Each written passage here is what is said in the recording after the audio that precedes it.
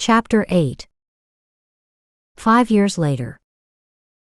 My father came home early in the morning from his part-time job to check on my mother.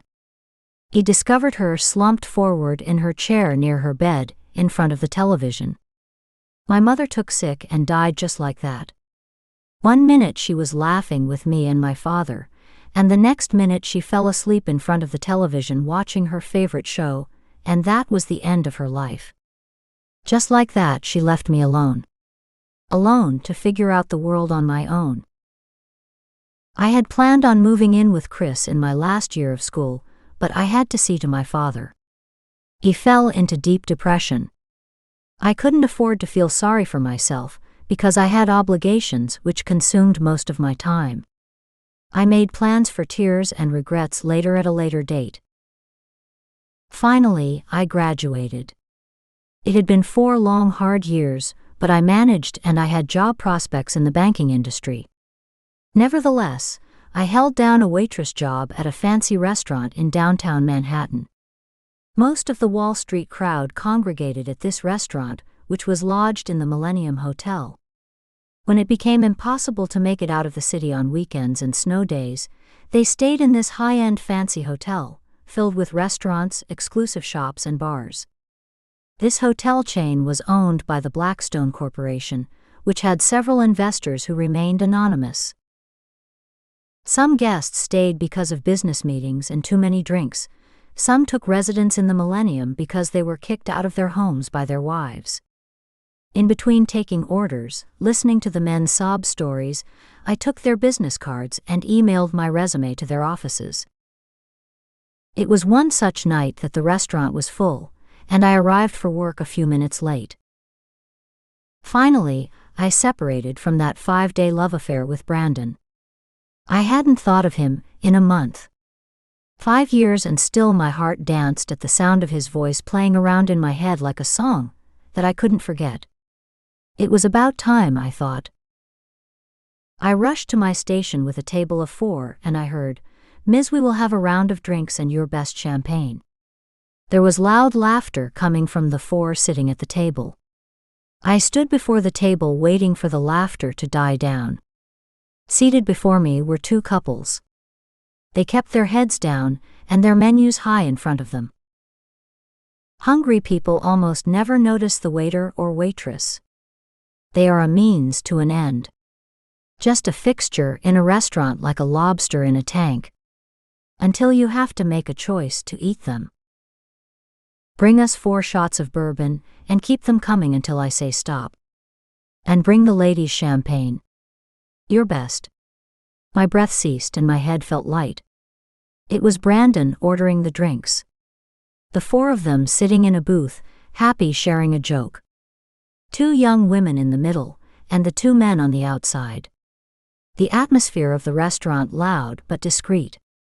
There were small lights with shades to mask the makeup that some women wore to make them look younger, or younger women wore to disguise their not-so-perfect features, or that they were too young for alcoholic drinks. I placed the order with my iPad, which the restaurant provided. The owner of the hotel wanted to cut down on the time and mistakes. "Your drinks will be right out," I said, disguising my voice. At the sound of my voice, Brandon dropped the menu and his head snapped up. Our eyes met. The arousal in my body was intense. His incredible handsome face heated my core. My feelings for him I thought were lost came back in full force. These sad and happy tormenting feelings lay dormant for 5 years. I couldn't believe how long it had been since I laid in his arms. Had it been that long? Yes, I'm now 22, and he is a matured man of 27. The woman at his side with his arms about her was about 18 or 19, my age when I first fell in love with him. It couldn't be his wife. Otherwise she would have had to been about 14 or 15 when they married. I held his gaze for a moment, and then I turned and walked away from the table. Relief played with me a short time. I thought he did me a favor when he didn't come back to the cottage. I couldn't stop thinking that perhaps Brandon and his friend were too old for these 2. I wondered if the girls' parents knew what they were planning for the weekend. I know mine didn't. I returned to the table and said, "I need to check the lady's identification." "How dare you ask us for our IDs?" one pretty blonde with a ponytail said while fumbling in her purse. As Brandon and his male friend looked on amused, the young woman with the dark hair bristled with resentment, and her eyes narrowed into slits. "Well, if you don't show me your identification, I can't serve you alcohol." "I can take a library card," I said, tapping my foot. I saw a smile cross Brandon's handsome face. "Here," they echoed, and they threw their college IDs in front of me. "I see that you're a freshman in college." "I can see how the gentleman thought you were older," I said to the blonde sitting close to Brandon. "You're only 18, and I can't serve you alcohol, but if you would like a soft drink." "Haven't you been 18 once and had a drink?" She asked a question that was all too personal and revealing. In those seconds she stirred up memories simmering, boiling, and soon to burn, and the stink of the old memories would stay long after the new memories faded. I looked over at Brandon and rolled my eyes. I swiveled on my heels and walked away from the table. When I returned to take their dinner order, everyone was quiet. "I'll order for everyone," Brandon said, peering at me. "We'll have Maine lobster." "We don't have Maine lobster, sir." "Only what's on the menu," I stated in a low, arrogant voice. He affected me by his order, and I suspected he knew what he was doing. Why was he angry after all these years? I knew why I appeared hostile. What was his problem? "Then we'll have this instead," he said, pointing. I had to lean in close to him to see what he was pointing at. He could have just said what he wanted. When I got closer to him, I smelled his scent. It was a familiar scent that drove me to him. It was a cross between natural body odor and his expensive cologne, Champaka Absolute, with its smell of musk and wildflowers. Standing lost in his scent with my eyes half closed, daydreaming about how he held me in his arms, I was jolted back to reality by what he said to the blonde. He turned to the pretty 18-year-old and said, "Remind me to take you to Maine for lobster." I became incensed, and I didn't think I could make it through their meal. It was downright ugly and nasty what he did to me. After taking everyone's order, I wobbled to the kitchen with shaky legs. "Spencer, please take my table. I'm not feeling well," I said, out of breath. "Are you sure?" Spencer said, excited.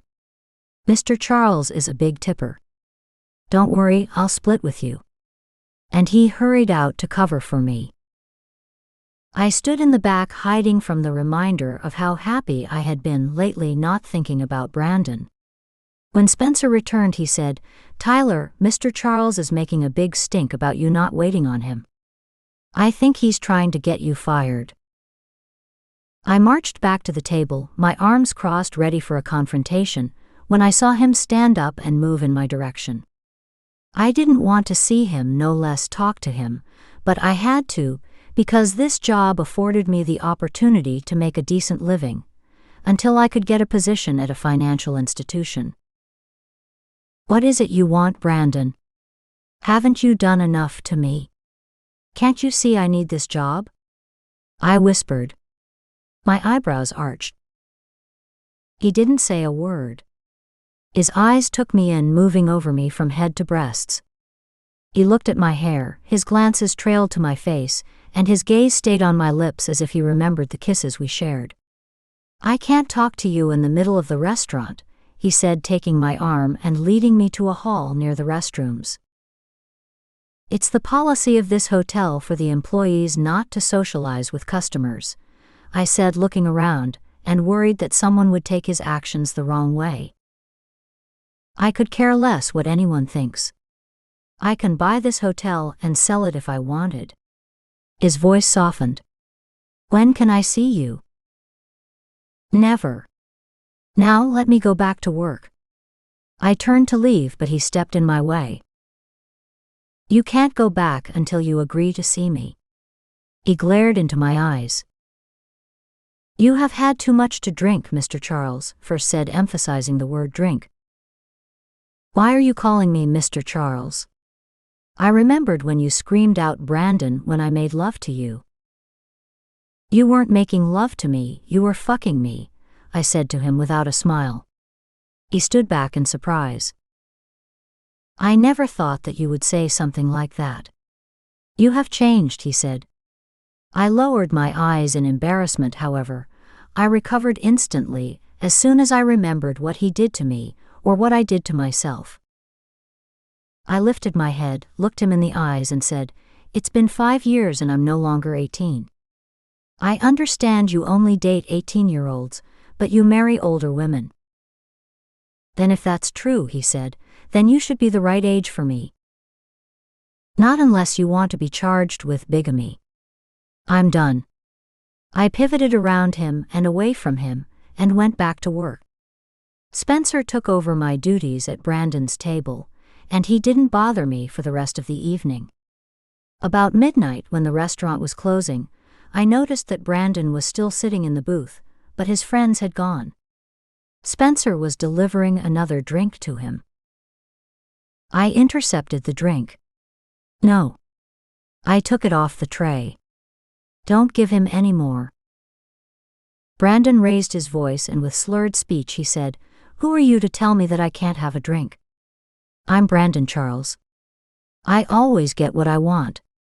He looked up and his voice lowered to a murmur, I want you, Tyler. Don't you remember, I love you?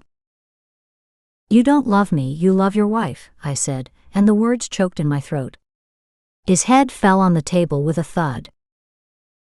My what, who? He queried, raising his eyes. Your wife, I repeated.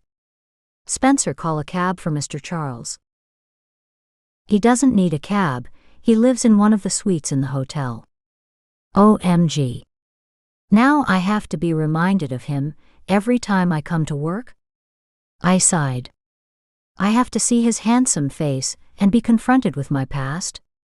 This is too much for me to handle, I thought. I didn't want to think of Brandon, and I would do my best to avoid him.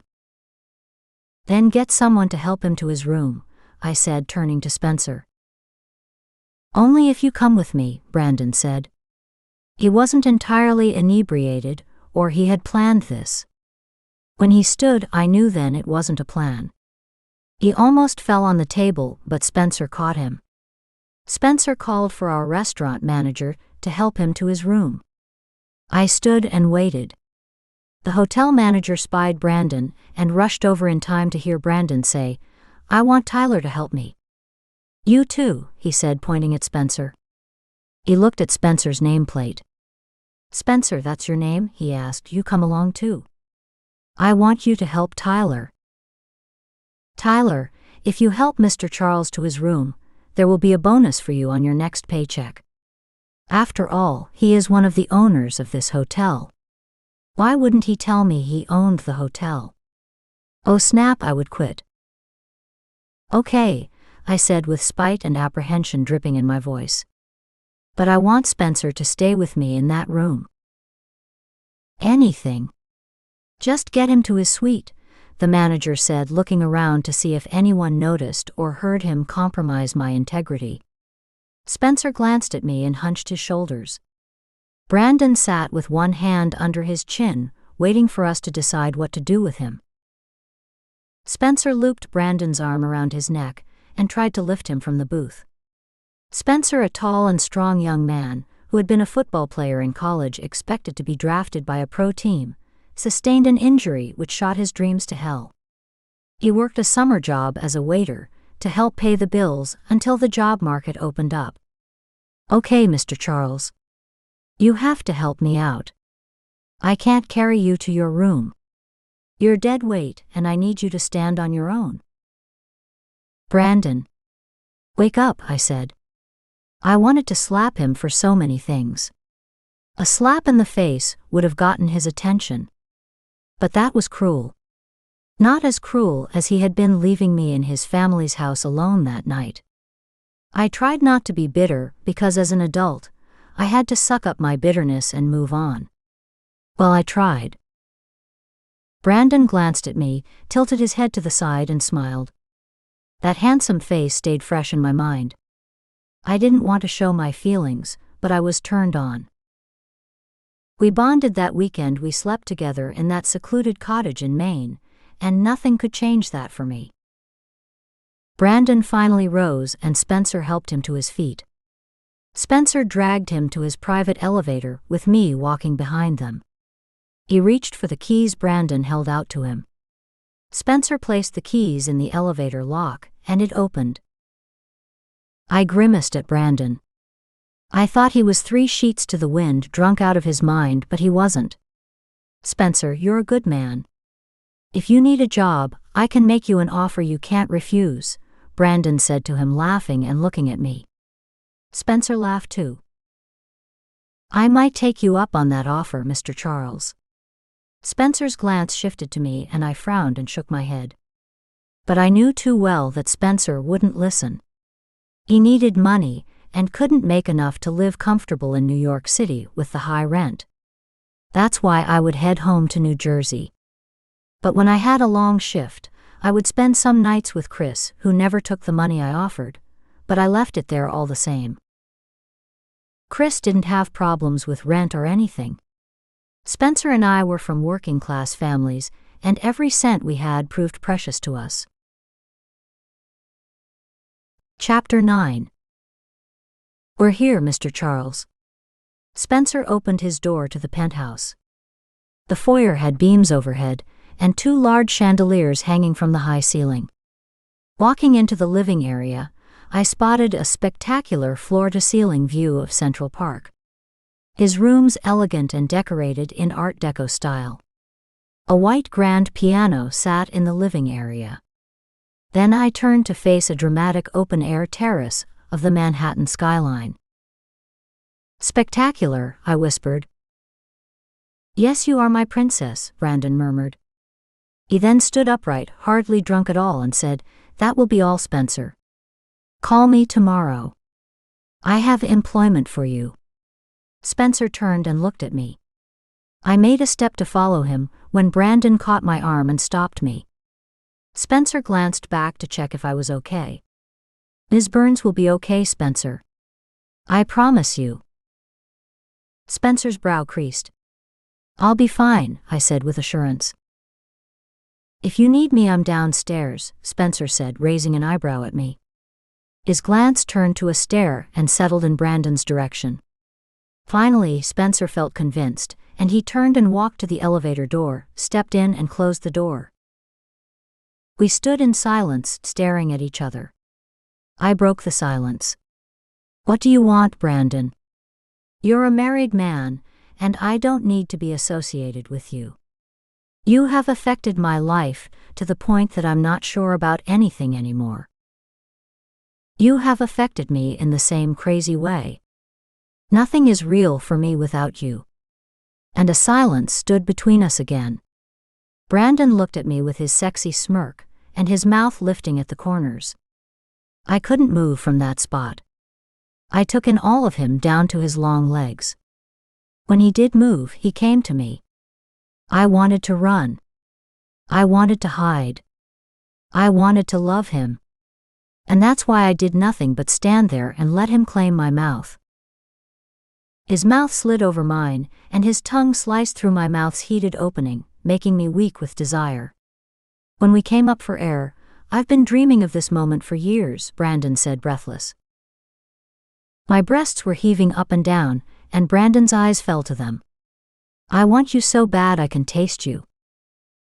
We can't. Have you forgotten something? I can forget everything and everybody when I'm with you.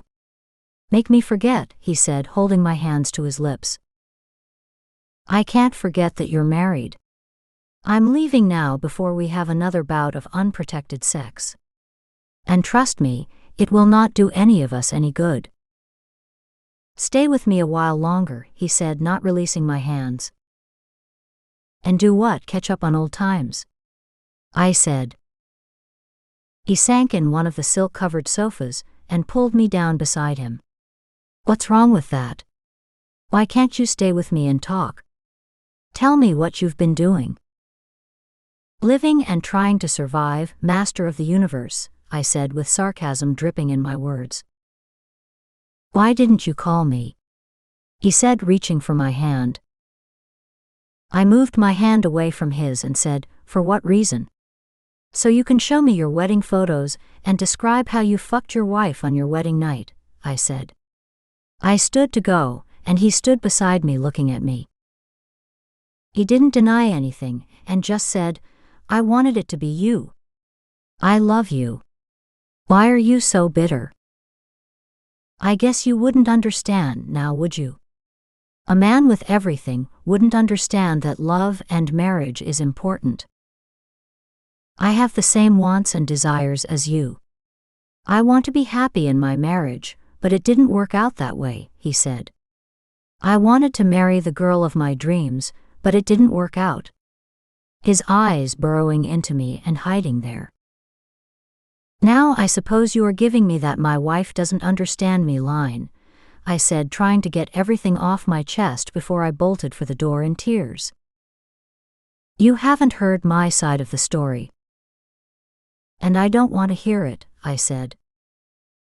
You're going to listen, he said, holding me close with both hands. You and who else are going to make me, I said, sounding juvenile. I wanted to know why he didn't come back when he said he would. I wanted to know that he loved me above all others. After I said those words, I heard the elevator door. Who is it this time? Last time it was your mother. I guess I will have the humiliation of seeing your wife. I don't want you to leave. Stay here with me, he said, standing to meet whoever would come through the doors. I tried to walk away, and he pulled me near him again and held my hand. I wasn't prepared to meet a wife. I wasn't prepared to meet even a girlfriend. I'm leaving. But before I could commit to a long walk of shame down that long foyer to the elevator, and have to step aside for another woman to enter his apartment, the door opened, and there stood Spencer.